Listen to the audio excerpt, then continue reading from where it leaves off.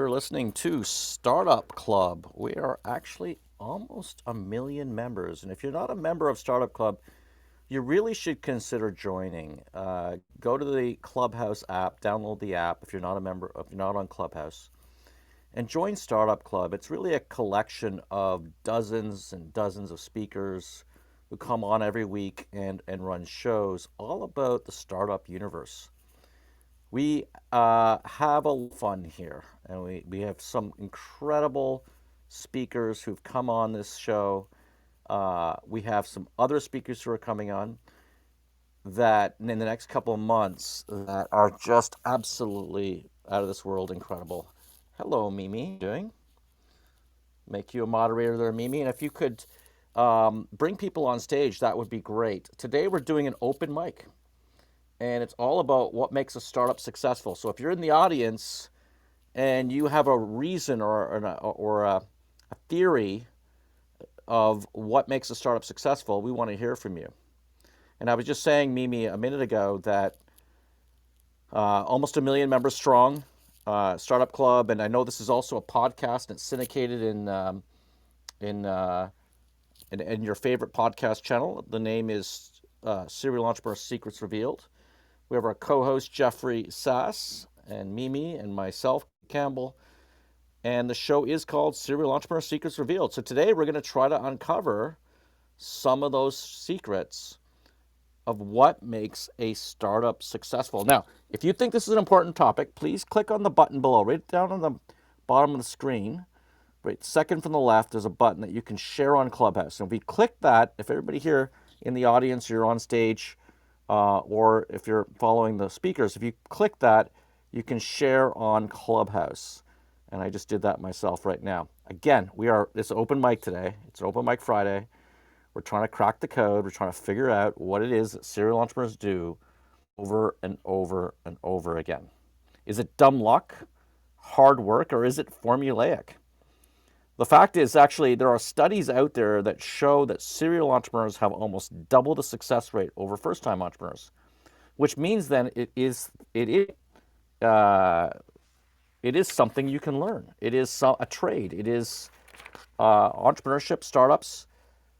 If you want to increase your success, let's figure out what it is these serial entrepreneurs do to start, scale, exit, repeat. And this is a question that I have pondered for years. And the premise of this show is based on this question, but it's also that we at the incubator, we actually run an incubator, Jeff and I here in Fort Lauderdale. And hey, Jacob, nice to see you on stage. Our first Brave War, welcome to the stage.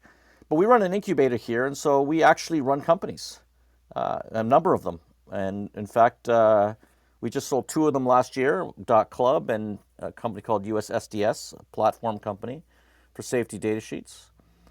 And we try to figure out what it is that we can do to start, scale, exit, and repeat, and actually apply that to every startup that we launch. Jeff, any first thoughts about why you think startups are successful? Like what makes a startup successful? Yeah, thanks, Colin. The first thing that came to mind when I read the topic for today's show was really one word, and that's an F word, right? But it's not the F word, those of you with dirty minds are thinking. It's focus, right? I really think, especially when I look back to our experience with Dot Club, I think a large part of the success of that venture was our ability to focus, staying focused on one thing. And I think focus is also one of the challenging things for a startup because, especially in the early days, when you still maybe haven't quite figured out exactly what your product is or what your so-called product market fit is, it's easy to get distracted and to move in a lot of different directions at once.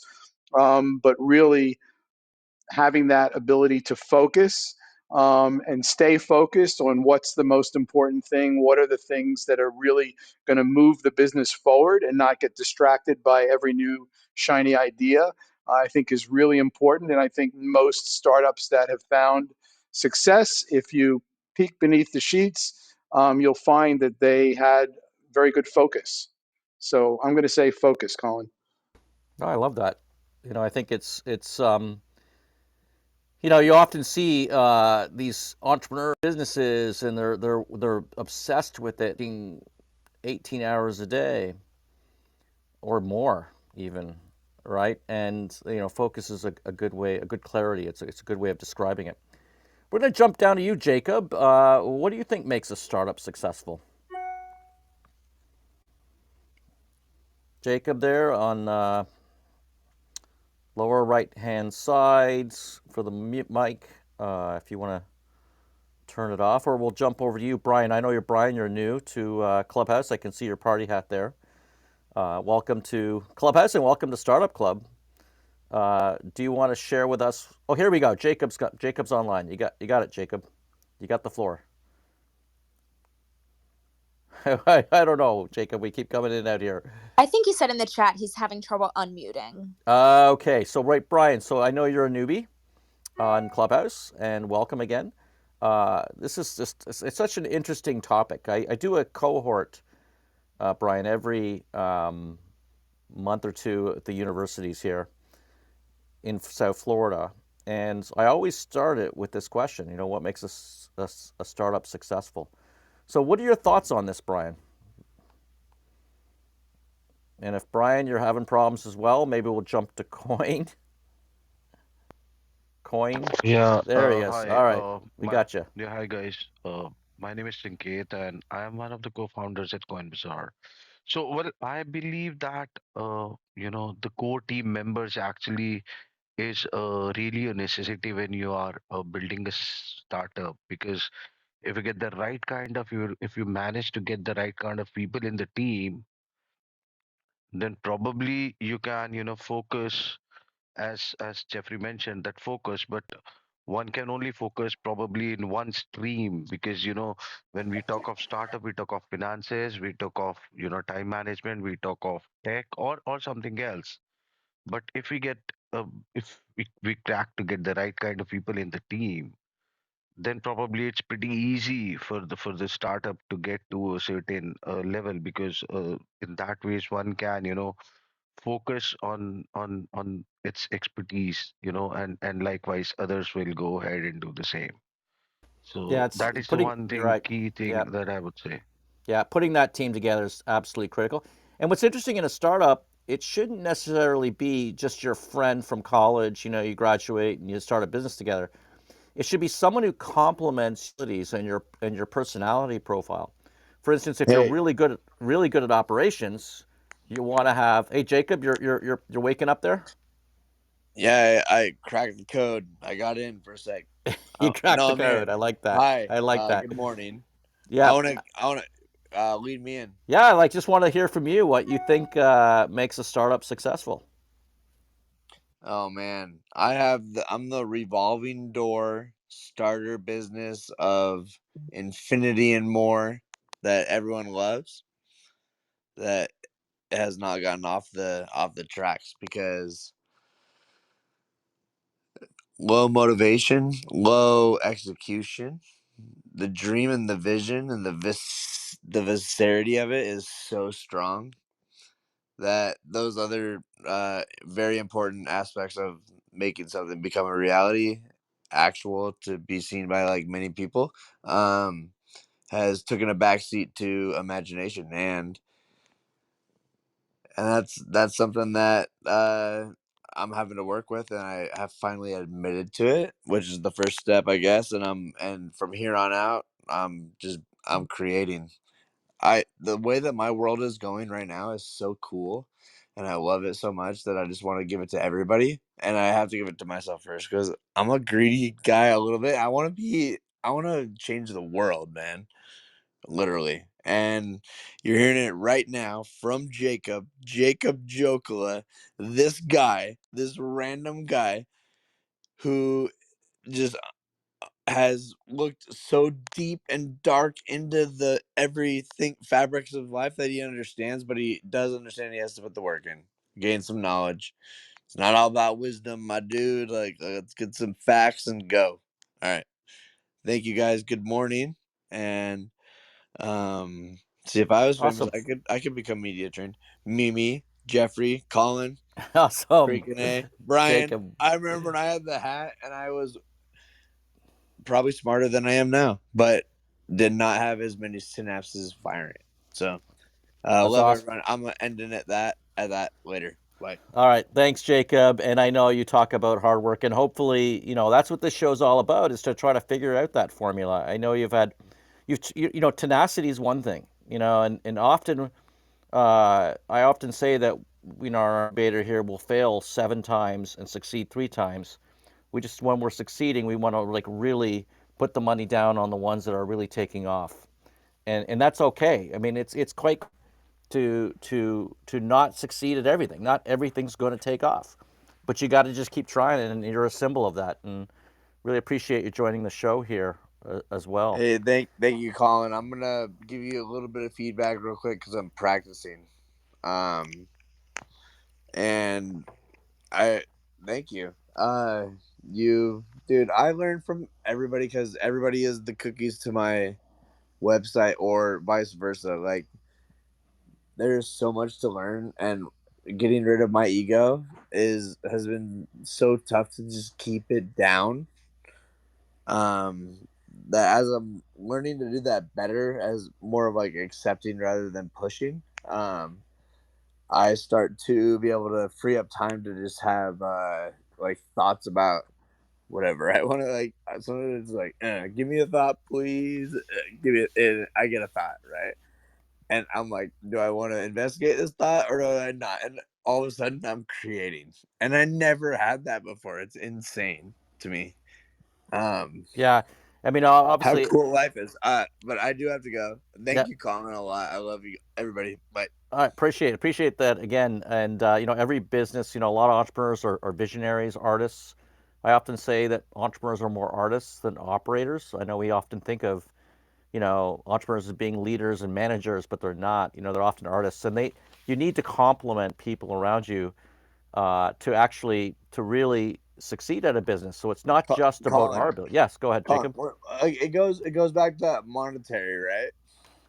Um, you know, a lot of people measure success on a monetary value. Like, what makes you successful? Is it 100 grand? You're probably a pretty good cop or a blue collar worker, like, whatever.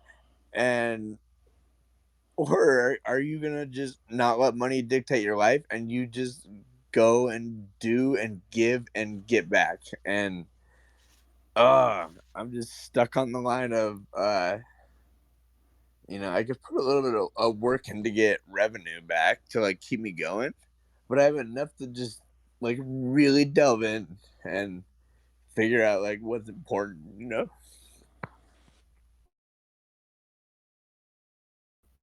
Again, appreciate that. I want to get it around to the room. I mean, we could go on and on, but the reality is passion. I mean, you keep bringing up these different ideas and topics, and you have to have a passion, a purpose for every business. And more often than not, if you have a purpose that can drive you through those hard times. Of course, you ultimately have to make money.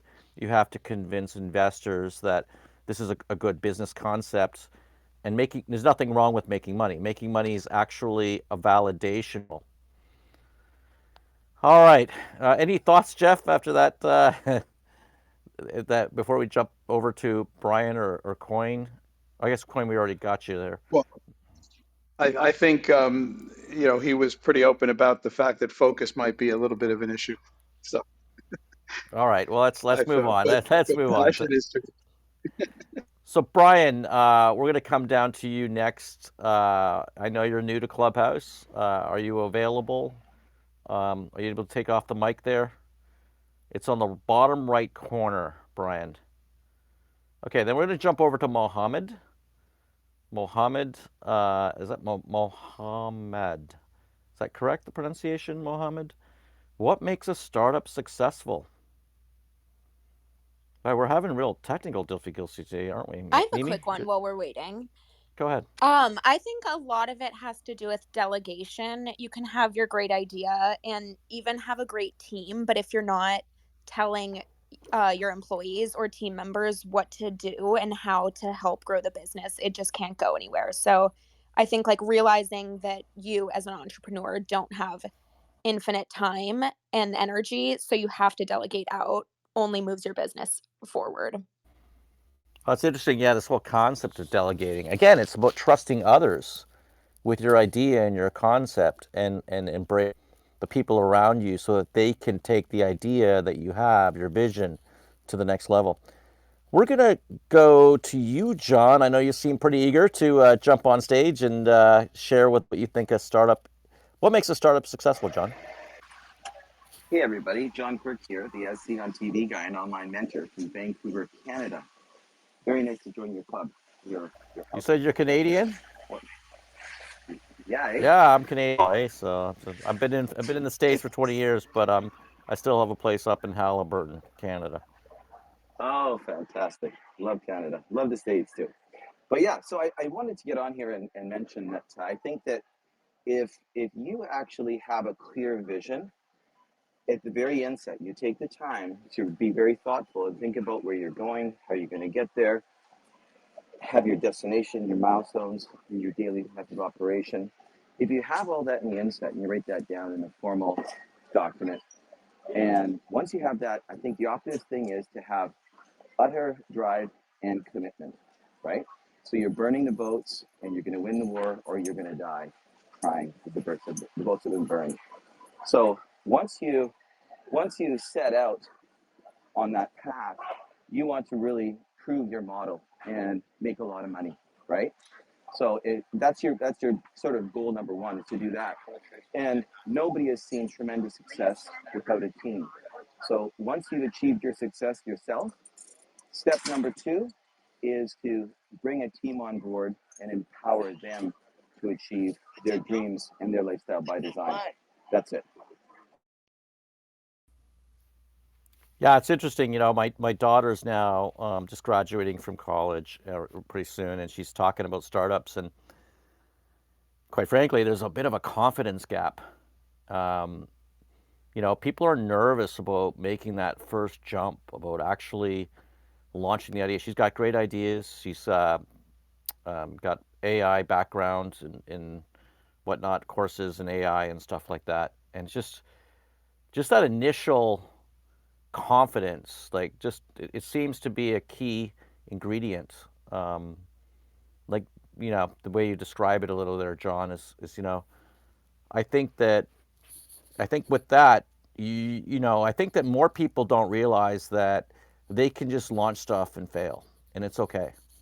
Like that, the gentleman we had on earlier, it's okay to fail, but if you don't launch it, you're never going to succeed, right? You got to launch something, and you got to get it out there. And there's a lot of naysayers around us, especially I remember when I first started my first business, how many people in my college were telling me, you're such an idiot, you should become a lawyer, you're going to make so much money, da da da. You're trying to launch your own business?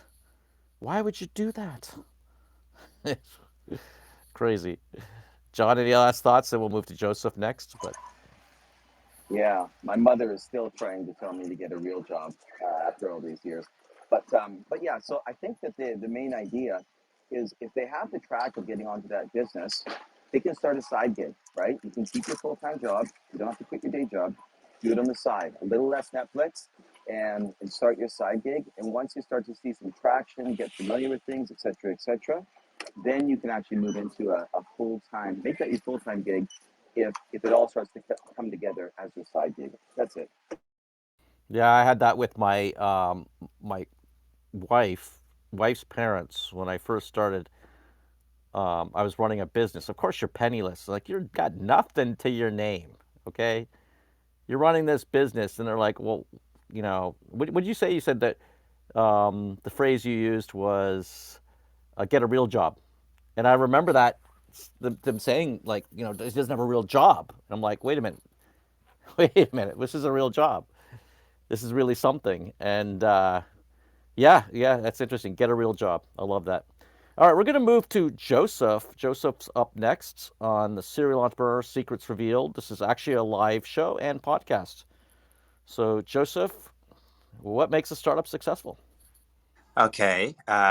Good day, guys, and thank you, Colin. I think this is my first time here on this clubhouse space, right? And I've been able to, understand a whole lot of things about startup coming from my perspective, from my area of discipline, right? As a user experience designer, um, I've been able to understand some key things that help the success of um, some startups due to my own experience so far in the field, right? And it all boils down to the fact that there is a problem that is every startup is trying to solve, right? And if there is a problem and the users are facing this problem, and definitely they need a solution for it. And that is where the concept of the startup solving their problem comes into perspective, right? And it's from the situation of understanding the problem first, because if there is no understanding, it's more from just wasting money and resources and everything. Understanding the problem, knowing what your targeted users or customers are, what they really need, and finding the appropriate solution for them, right? And trying to solve their problem. Automatically the money will follow, the money will come. And with my experience, I realized that so many startups, right, they neglect the area of research, right? In terms of most especially digital products, startups that are focused on digital products, that they have applications and website, they tend to skip the research of the user experience aspect of this their products, most especially in terms of the design, right? And they just feel, okay, we can just bring one or two things and sell it out and push it out as the MVP. The people, they will definitely buy. And it's my work, but at the end of the day, it's not a lasting solution. And they realize that, oh, in a couple of years or months, it crumbled down. And the startup is a losses. So it's all from the situation of understanding the users, right, and knowing what their problem really is, their motivation, their pain points, and finding a solution for it. And that is where the need and the rise and the demand for we UX designers has risen over the years, most especially when we have a lot of startups that are coming into play. So, what makes a startup successful is number one, understanding the problem you're trying to solve, right? And finding suitable solutions, a good team, good personnel, like I mentioned, being a good UX designer, right? And bringing everything together, that makes up the aroma of the soup, right? And definitely to sell out to the users, and there will be profit because it has been well tested. Because it's just like someone that is hungry, right? And I don't know what I want to eat, right? It might be seafood. And let's say I asked, oh, okay, what do you want to eat as the users? And they were like, oh, I want seafood. And I go and get seafood for them.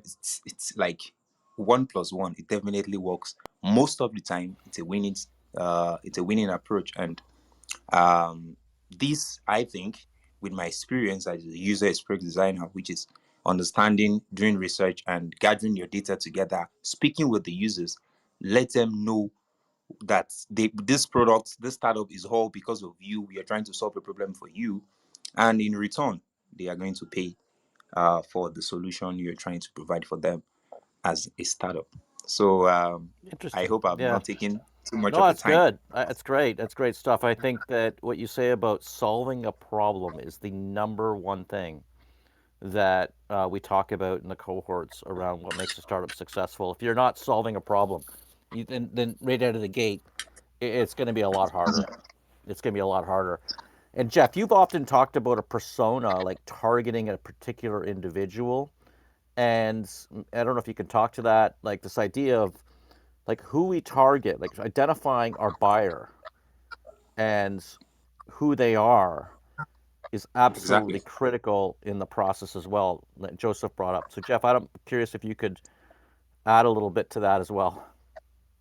Well, there's a lot of different exercises you can do from a marketing perspective to kind of define and identify your customer persona or personas, because often it's more than one customer, but really understanding who your target audience is really important. And also it can change. There's many examples of companies who started out thinking that their customer was the end user, the end consumer, and then realized that actually what they built or created was more suited for the enterprise or for a small business, and they had to shift their focus to serve that customer, or vice versa. So it's important to start out by, identifying your customer.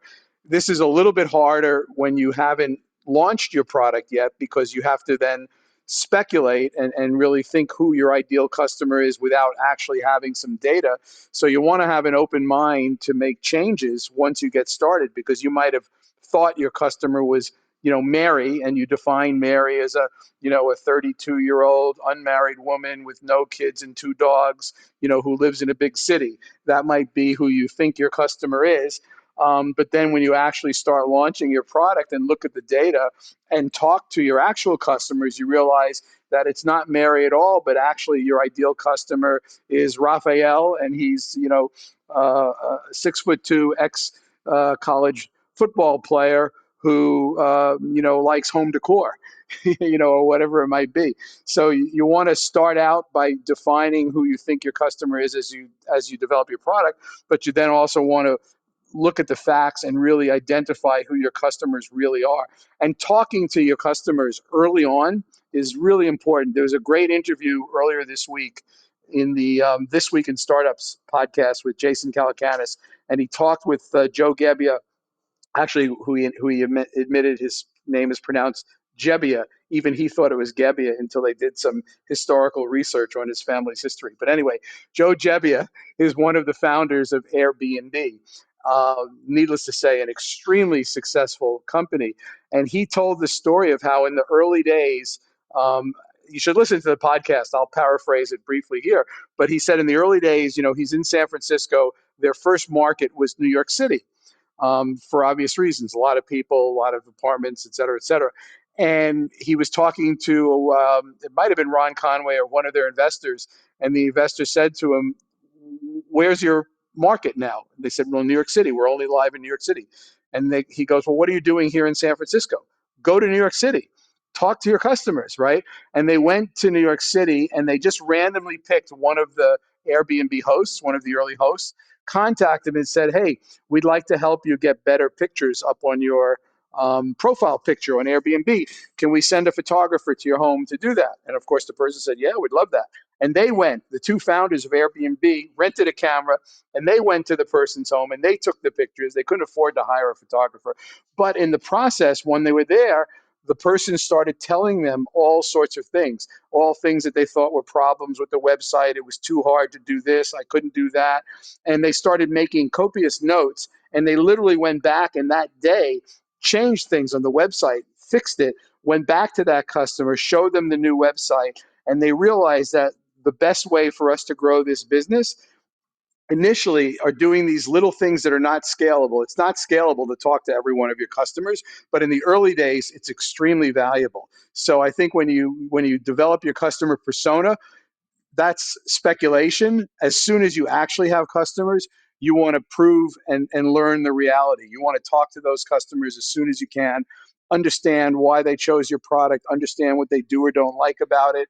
Would they recommend it to a friend? Do they have recommendations? Get to know your customer, and then you can turn that persona into something that's much more accurate. So I know, Colin, that was a long-winded answer to your question. Sorry about that. No, it was great. Actually, it's funny because we run an Airbnb business here called Escape Club. I know Kyle's in this audience there. He's one of the people who runs it. And we have about 20 properties. And often I keep saying, and I've been just bugging Kyle today, I'm like, you got to go visit. You got to go stay there. Because when we go and we stay in the actual Airbnb, we learn about what issues there are. Like, because we are the first, before we go live with a new place, we often we want to stay there ourselves and really figure out what are the issues that people are going to have. And unless you use your own product, unless you're like sleeping in that bed, and really figuring out what you're offering there and whatnot, those little things could cause big problems, and you could get a bad review. And I'm very proud to say that we have almost, our average is over 4.9 on every single building we have. But a lot of that is, 3 to 4 weeks of, and I bug people too. I'm like, hey, can you go there, or can you just visit this place and give me I don't want you to be nice. I want you to be mean. Give me a laundry list of issues that we have with this Airbnb. Well, if you're in the audience, we are doing Open Mic Friday. This is all about just sharing ideas of what makes a startup successful. Please raise your hand and come join us on stage. I'm certain you've got a lot to share with us, and I will. Those who've come on stage, I always follow every person who comes on stage who offers some wise advice. So we'd be happy to have you come And on stage. okay. Hey, Coin. May I? Yeah, Coin? go ahead. Yeah. I'm following you right now, Coin. Yeah. Hi. My name is Sanket, though. So, what Jeffrey said is absolutely right. And, I would say that uh, one of the key factors that we have to look when we're starting this, any sort of, company, the word is called the differentiator. So what Jeffrey just mentioned that when this said he was just quoting the example of Airbnb. This is the differentiator that Airbnb came up with. Previously, also there were companies who were, asking for them to taking the pictures and all that stuff was there. But this is the differentiator that Airbnb came up with that, they're taking a very high quality pictures of the stuff, mentioned everything of the property, and that's what actually leveraged it, and that's how they stand out from the market from all the regular rental out property systems that were there, and it leveraged their sales. That is the thing. The differentiator should be there in your product when you're building a product, anything of that sort. Then you need to see that how it can make a difference from the other existing, which are there in the market. Yeah, no, it's interesting you say about different, and it just made me think, Jeff, about the work we've done with. We have a company called Paw.com in our incubator here, fairly large company. It's been on the Inc. 5000 3 years in a row for fastest growing, one of the fastest growing companies in the U.S. And we've often, we launch products. Probably launch about 20 products a year, and the products that we launch that are different, that are not available in the market at all, that are original, seem to do rather well. And then when we get into copycat products, we seem to blow it. So this whole idea about being different when you launch a product, it's interesting. Or service, or like you say with Airbnb, like it's being different. Jeff, any thoughts on that whole process we go through around launching products and being different, and what you think, why you think that I mean, paw.com is doing well, but we've had a lot of failures too. yeah, and I think there's no one hard and fast rule across all industries and all businesses. It depends on what your product is. There are many companies that have found success by not being different, but by being better, or other companies have found success by being less expensive, and not necessarily different, so there's a lot of ways to approach that, and a lot of it is determined by the category you're in. So I think in your example, Colin, with paw.com, when you're in a very crowded space like pet products where there already exist a lot of sort of me too items that look a lot alike, then in that industry, being different really was a great way to stand out, um, because just making a different or even a better pet bed that looked just like every other pet bed wasn't going to be enough. You had to sort of redefine the category as paw.com did with its pup rug and create something that was totally new, and put a different spin on what people expected a pet bed to be. So, in that context, you're absolutely right. It was a very powerful thing and it led to a lot of success for the company.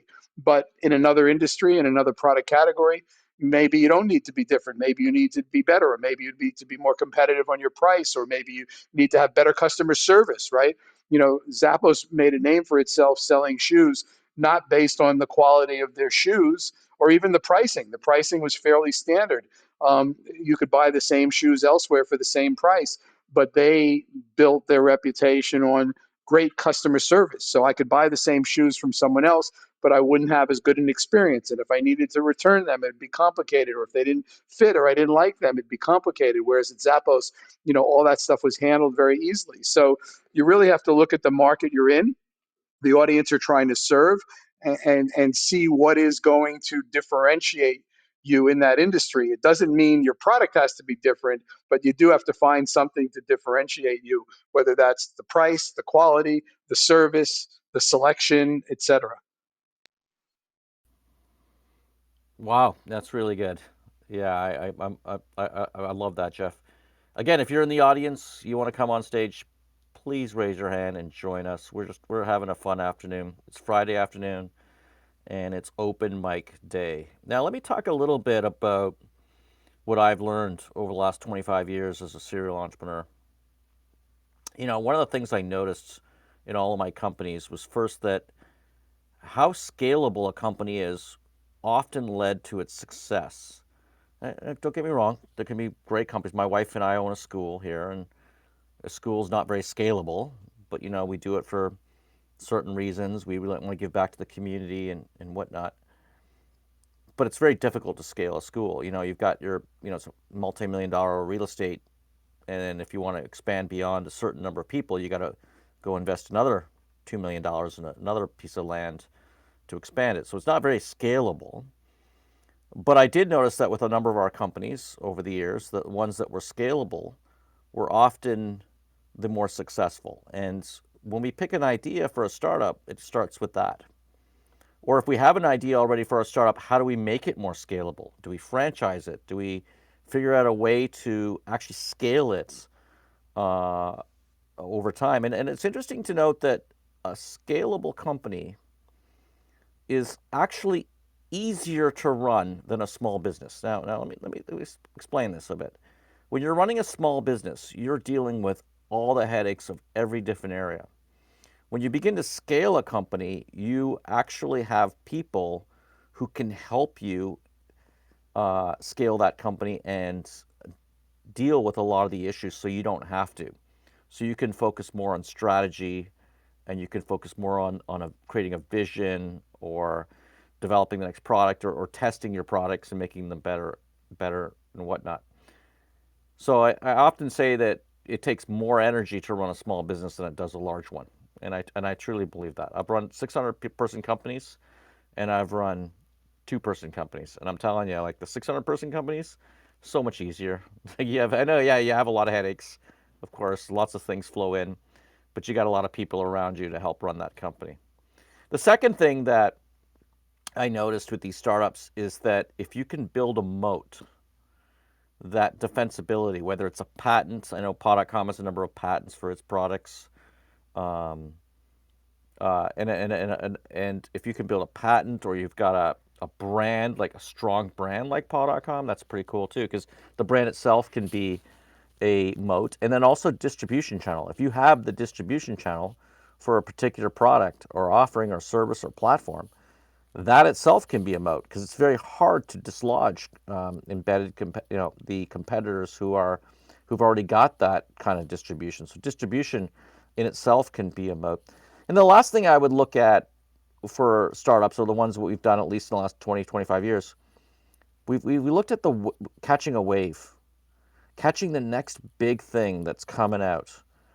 Back in the 90s, we did dial-up internet, and getting people on the internet. We became the largest provider in Canada. I know it's like another Canadian here. I think it was John, right? It's Canadian.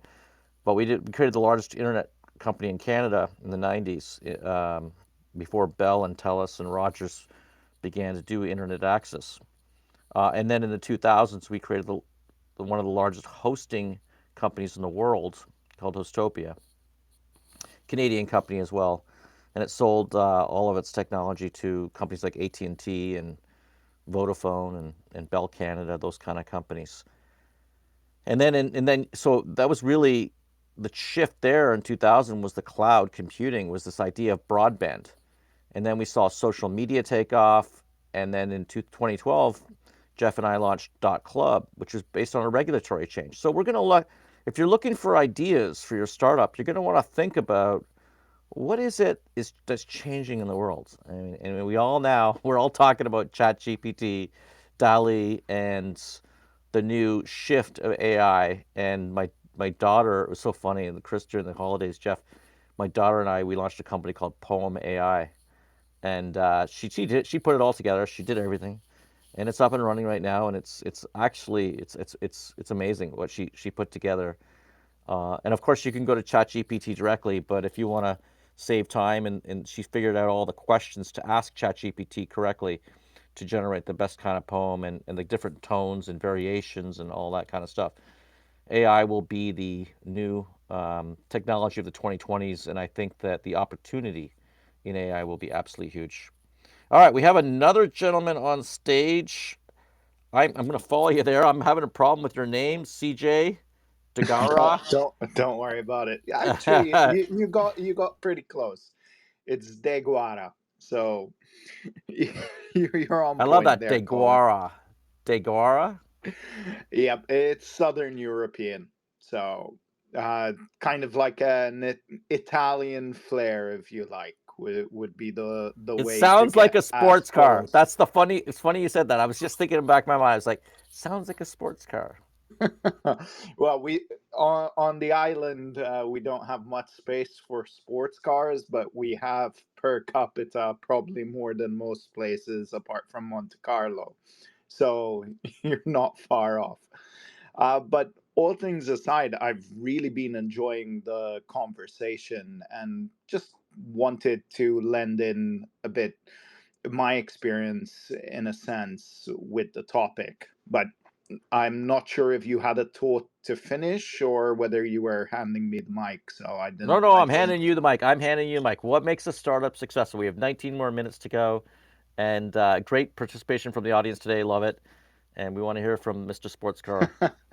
Well, I think first and foremost, determining ahead of time what type of business you're building, right? Whether there's a lot of people out there that are just looking to build a decent business versus what we would kind of call a startup that's massively scalable.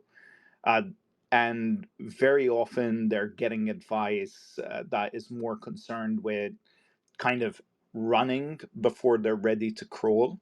So I think in terms of building a small business versus a startup, I think there's a big difference, and that's normally not always conveyed to people.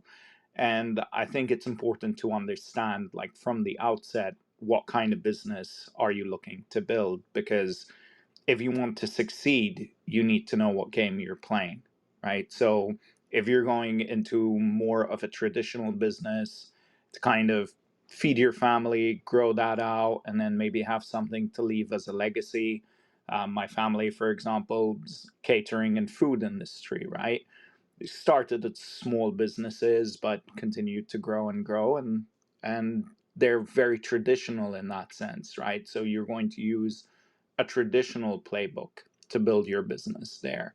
Whereas in the .com kind of space and Web3 and all this, you're looking at a very different animal. You're also going to need very different skills.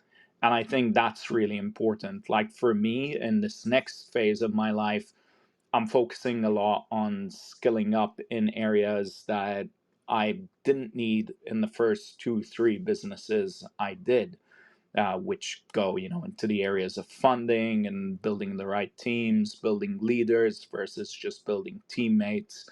I think to your point, it's very interesting when you can actually get the right people into your team that can help you build and maintain your business so that you're working on it instead of in it.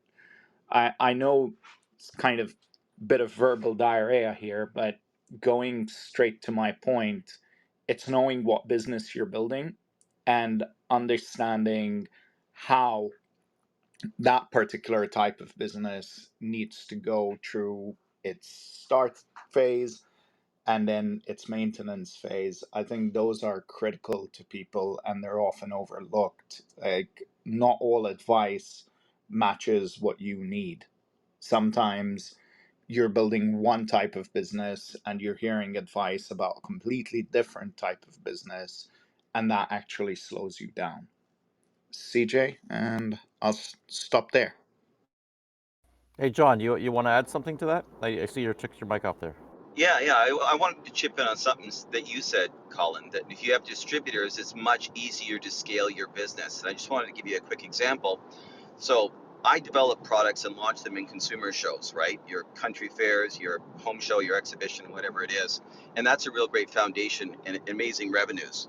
So living in Vancouver, British Columbia, Canada, we'd have to go over the Rocky Mountains and get to Alberta in the snow season. It was a gong show. It was horrible, right? But we had to do it. So we actually decided to get distributors to empower some people in those particular areas to be successful, and we literally tripled our business overnight. And I'm literally working from the comfort of my office in Vancouver, just training them over the phone, sending them helpful material, and it was great. So with what you said, scaling with distributors is much easier than trying to grow that business on your own. I'm such a big advocate of that. Thank you. Yeah, I think that it's interesting you bring that up because often we think we have to just do it all ourselves, and we don't. I look at back at Hostopia, the company that we launched in '99, and we were up against a hosting company, and yet we somehow won the market.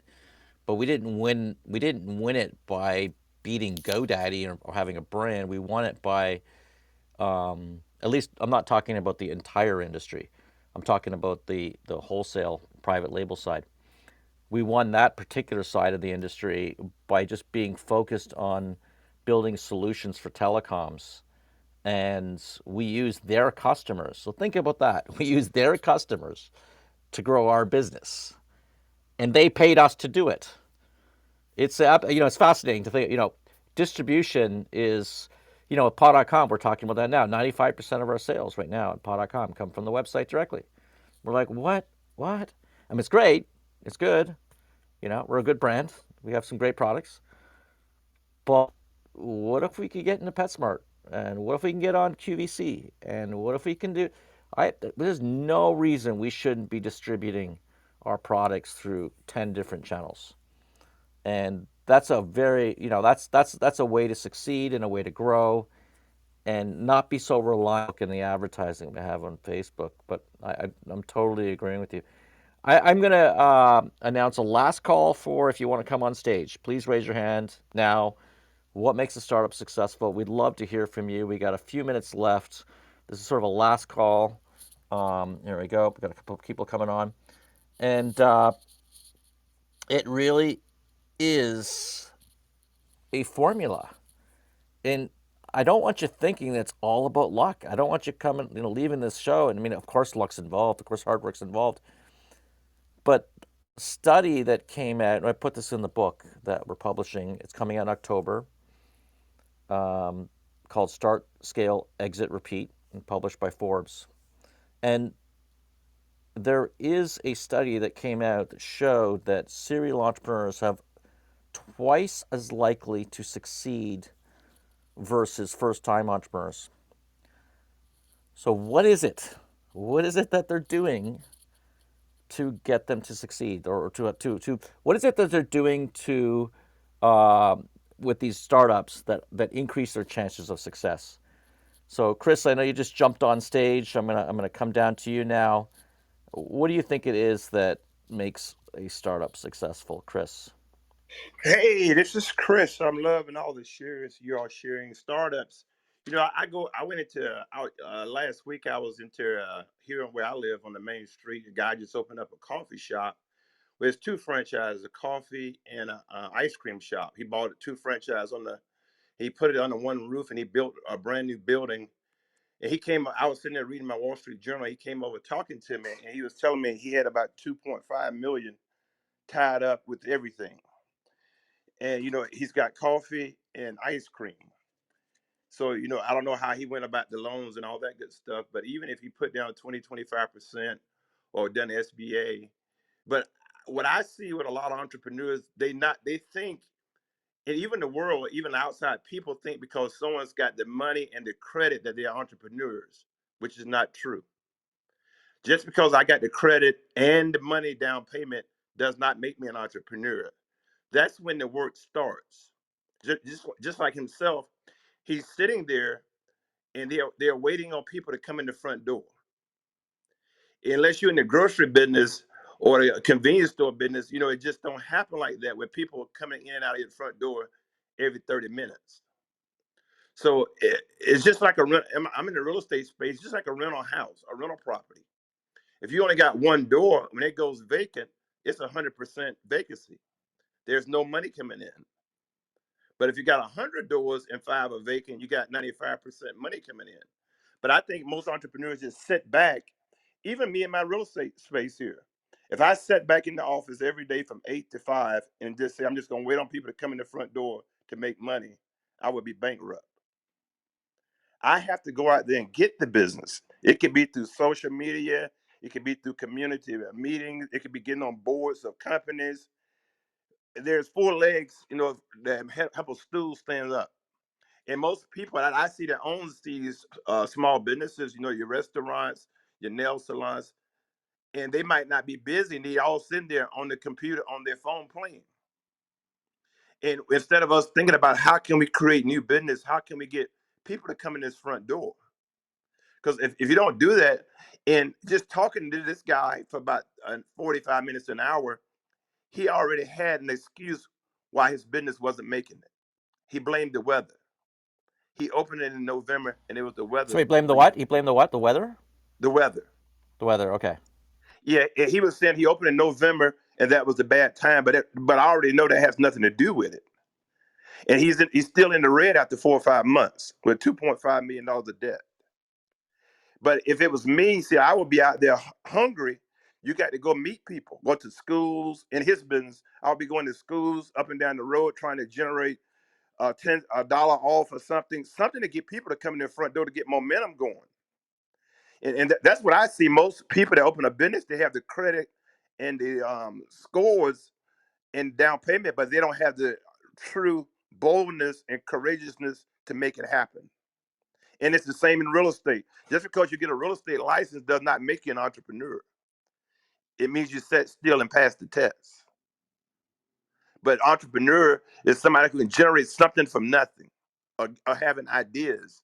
And then when something don't go well, they blame something, the reason it didn't go. But you have to be very courageous. I had a .com. Me and a guy had a buy on a business years ago before the .com. Right after .com was cranking up, and we made a lot of money. But we were hustling, and we had a good service. It was an A+ service, and you have to keep reinventing yourself, and you can't sit still in any business because somebody across the street gonna kick your tail. If you got business, you might be doing pretty good, and you're sitting still thinking it's gonna be forever. It don't happen like that. You got to always be thinking like, how can you reinvent yourself or make this better? And we had a convenience store business. We had a small store with no gas, and it's kind of like a grocery business. People would come in there, yes, and buy cigarettes and beer. But the business I'm in now, the real estate space, nobody walks in this door hardly and say, "Hey, I want to buy a commercial building or I want to buy a $400,000 home." So I think just the boldness and courage to create the business.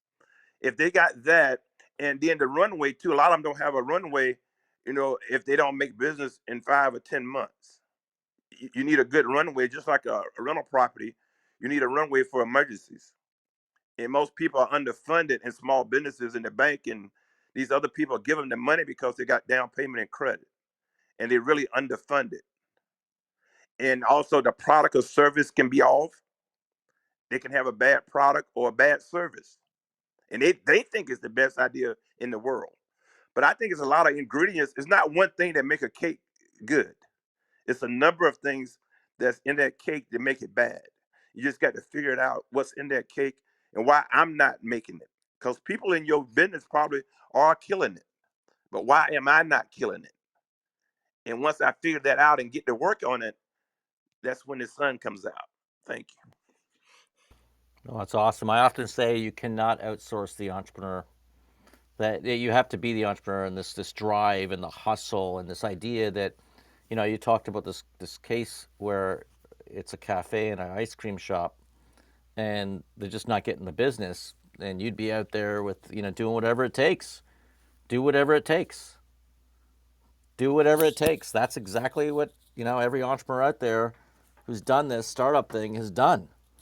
You stick your neck out there, you take the risk, and you do what it takes, and you make a hustle.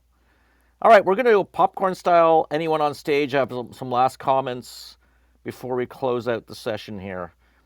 We did turn off the audience. So if we're just going to go popcorn style, any last thoughts on this particular topic? What makes a startup successful? All right. Well, we hear Colin, Jeff. I'll say that one All right. one thing that makes a startup successful is doing what we did this afternoon, listening and learning, right? Listening and learning from others and other startups. So, you know, participating in a room like this, listening to these kinds of conversations, reaching out to learn more about the experiences of other founders and other startups is a great way to ensure your success. Yeah, it's So, it's thank interesting you. because this whole process of putting together a book, I spent over 10 years working on this book.